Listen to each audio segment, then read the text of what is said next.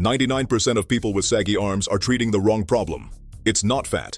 It's connective tissue breakdown, hidden fluid retention, and a muscle you've ignored for years. Clinics sell you expensive creams, but saggy arms are actually caused by fascial adhesion and muscle atrophy. These creams can't penetrate deep enough to reach the structural fibers. Ignore this, and the sagging spreads to your jawline and leg veins. The real cause is this thinning white web of connective tissue called fascia. It's the scaffold of your skin. You have to fix the structural integrity, not just the fat on top. Step 1. Pinch massage. Take a section of skin and roll it between your fingers for 60 seconds on each arm, twice daily. This restores microcirculation and breaks up sticky adhesions. Step 2. Narrow grip push-ups. Hands under shoulders, thumbs touching. This builds the triceps muscle that fills out sagging skin.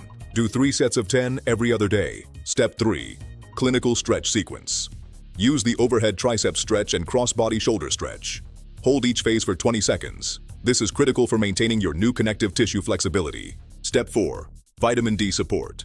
Deficiency leads to connective tissue collapse because it regulates collagen synthesis. Aim for 60 to 80 nanograms per milliliter, and always pair your D3 with vitamin K2 and magnesium. Do this protocol consistently, and in 30 days, you'll see a massive difference.